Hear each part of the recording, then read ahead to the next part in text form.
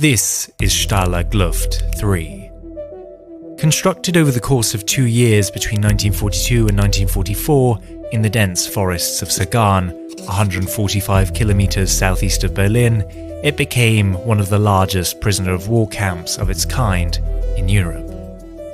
Designed specifically for the officers of Allied air crews shot down over Axis-occupied territories, this sprawling high-security complex, which comprised 5 separate compounds, would house between 10 to 12,000 prisoners at its peak. But what it's really famous for is not what you see above ground, but what you're not seeing below it. The secret subterranean tunnel that facilitated the greatest escape in history.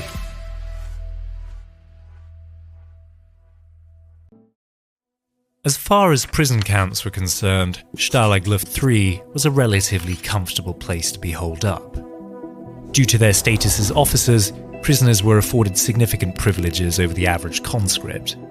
The northern compound, the site of the escape, boasted a well-stocked library, a swimming pool, a sports field, and a makeshift theatre which occasionally hosted movies and live music. The fact that the camp was operated by the Luftwaffe, the German Air Force, meant that there was also a degree of respect and camaraderie between captors and captives. Of course, such positives did little to dissuade prisoners from wanting to escape. They could never know how long they'd remain captive, how long the war would drag on, or what the outcome would be. To sit idly by and accept their imprisonment would be like consigning themselves to a limbo of uncertainty where they had no autonomy and no purpose. So they would make escaping their purpose. Not only did it give them something to occupy themselves and allow them to defy their captors, but it aligned with their sense of duty to the Allied war effort. Any escape attempt that forced the Germans to allocate more manpower and equipment to prevent a prison break or conduct a manhunt drew vital resources away from the Axis front lines and damaged their war machine. There was just one problem. The prison was said to be escape-proof.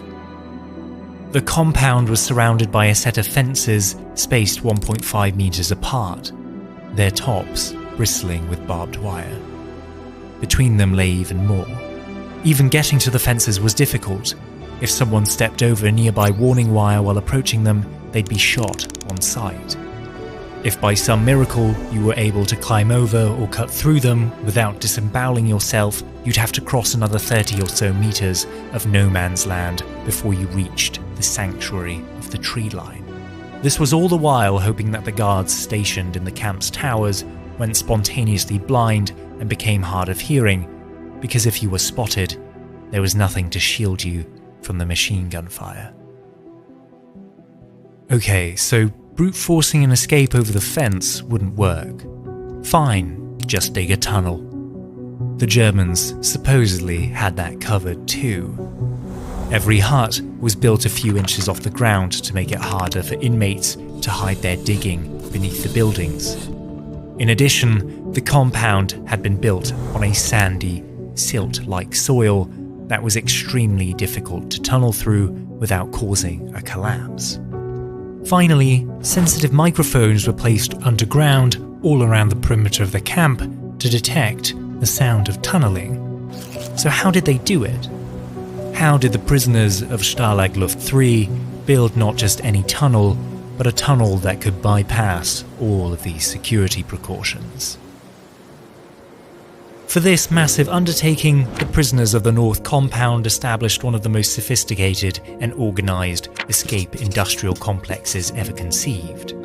Over the course of more than a year between April of 1943 and March of 1944, a group of around 600 American, British, and other European prisoners would furnish materials for and construct 3 separate tunnels beneath the compound, hoping that if the Germans found one or two, they would not think to look for a third. To avoid detection in the first place, these tunnels would be disguised with inconspicuous pieces of furniture. The main tunnel we'll be focusing on, nicknamed Harry, was hidden under a metal cooking stove that had been placed over a wooden trapdoor. Each tunnel would be built roughly 7.6 meters underground as to avoid microphones picking up the sound of digging. To prevent any tunnel collapses at this depth, they would need to be reinforced with support beams, which of course was a bit of a problem. It was nearly impossible to smuggle materials into the camp, especially not on the scale required for tunnel construction. The solution to this was to get the Germans to unwittingly provide prisoners with the very materials needed for their escape. Items such as bedboards, chairs, tables, and benches would mysteriously disappear or be reported as defective. The Germans were encouraged by neutral third-party inspectors, such as the Red Cross and the Swiss, to provide a minimum standard of living for inmates, so they would often replace these items when they went missing, providing a steady stream of construction goods. Naturally, the heavy rate of turnover for certain items was a point of confusion for the Stalag Luft administration. The camp's commander, Colonel Friedrich von Lindeiner, noted that, quote, "The material required by the camp amounts to 5 times the amount which would be used for German troops using the same accommodation."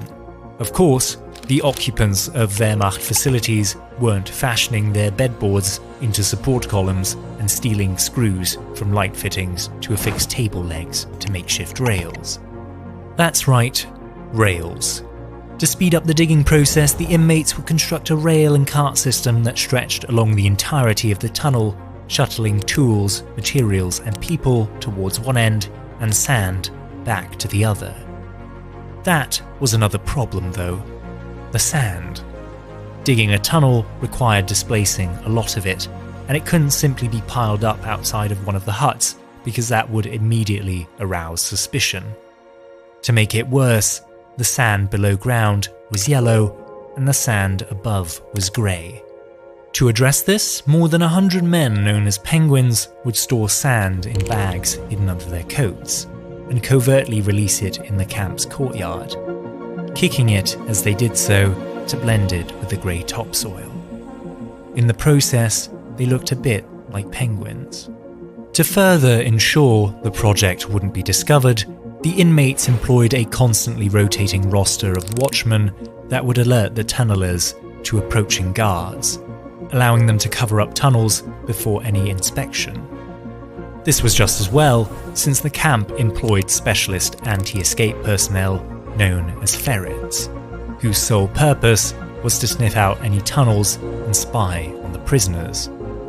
They were only ever one misstep away from discovery and utter failure. To punctuate that point, one of the 3 tunnels being worked on by the name of Tom was discovered by ferrets amidst heightened vigilance in September of 1943. Unfortunately, following this discovery, the American prisoners in the northern compound were relocated, as it was deemed that the Brits and the Yanks were getting along far too well with each other. After this incident, a decision was made to focus all efforts onto Tunnel Harry so that it might be ready for an escape attempt when the weather improved in the new year. In the meantime, a detachment of the involved inmates busied themselves with the creation of escape kits containing everything a prisoner would need once outside the compound. This included civilian clothes, compasses, forged identity papers, and maps. The materials required for the creation of these items were often procured by bartering with some of the more sympathetic camp personnel who might be convinced to part ways with some pens, papers, magnets, cloth and cash in exchange for some chocolate and coffee. After months of careful preparation, the tunnel, which had grown to a length of 111 meters, was deemed ready. The prisoners of Stalag Luft III's northern compound would carry out their escape on the night of the 24th of March, 1944. Around 200 prisoners were set to make the attempt, but only those determined to have the best chance of remaining undetected would go first. 30 men, fluent in German, would be given what little money had been accumulated, as well as a head start to try and make it to the nearby Sagan train station before the last train left for the night. Most of the remaining prisoners would have to travel by foot. Each individual had separate travel plans, but most hoped to reach Allied territory via neutral countries. The mood in the compound was tense. The movement of each guard was being tracked and relayed to the escape committee, and each man made his preparations for the long road ahead. At roughly 8:45 that evening, a number of prisoners took up positions at various points inside the tunnel. Lying in cramped conditions, they would pull escapees up along the rails. At around 9:30, one of the men began removing the boards, obscuring the entrance to the escape shaft at the end of the tunnel. But they were waterlogged and jammed. It took until 10:15 to finally wrench them loose. This was a significant delay. Night fell around 9 p.m. and the sun came up at 5:30 in the morning. They had just wasted 45 minutes of darkness just trying to get the exit open. To make matters worse, the escape hatch, which had been planned to come out within the tree line, was actually a few meters into no man's land. Despite this setback, the inmates resolved to continue with their escape anyway. They'd just have to be more careful to avoid the German sentries that regularly patrolled the perimeter of the compound. With this in mind, they placed a watchman at the edge of the tree line, hidden in a spying nest set up by the Germans to surveil the camp from a distance. This person would periodically tug a rope that led into the exit hatch to signal an all clear. From 10:30 onwards, a steady stream of men made their way through the tunnel, slipping out into the darkness of the night between the gaps in the patrols. Over the course of the next 6 hours, 76 men escaped Stalag-Luft 3. But at 4:55 a.m., just over half an hour before dawn's first light, disaster struck. One of the escapees misinterpreted a rope tug to mean that he was clear to emerge from the tunnel. When he did, he came up right in front of one of the patrolling sentries, who after an initial shock collected himself, fired a warning shot, blew his whistle, and detained the man at gunpoint. The escape had been busted.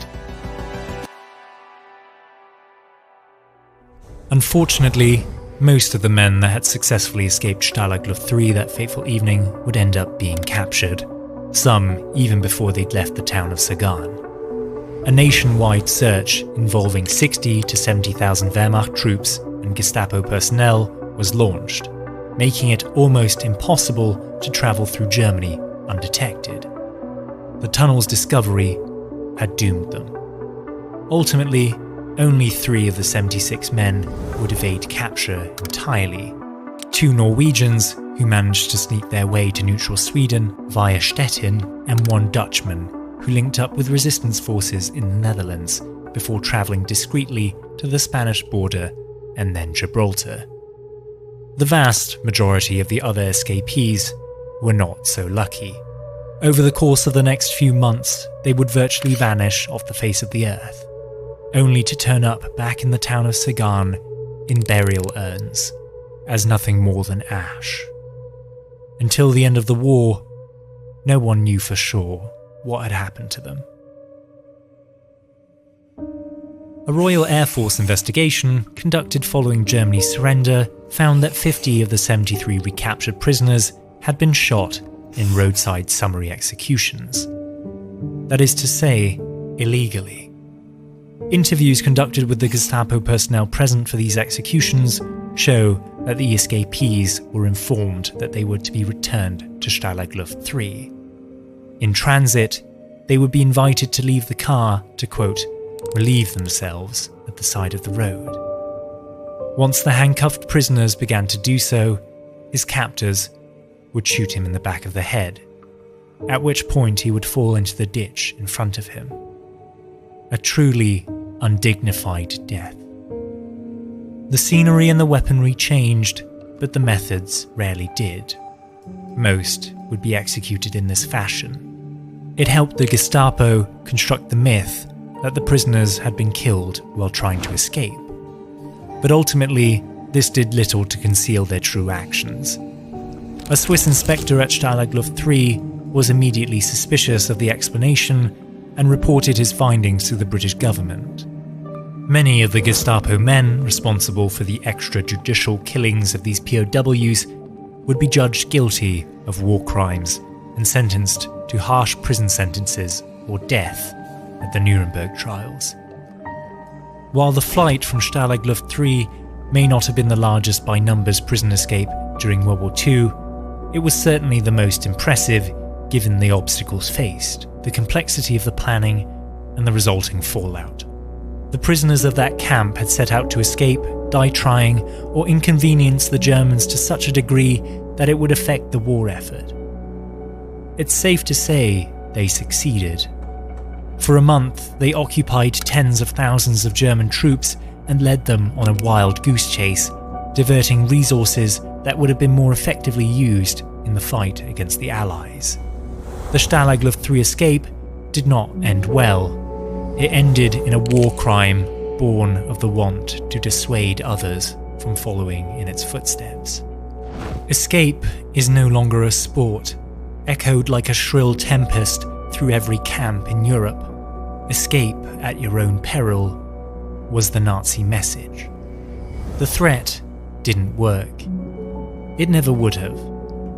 Almost as soon as the remaining Stalag Luft III prisoners were informed of the deaths of their comrades, they began yet another tunnel in a bid to escape.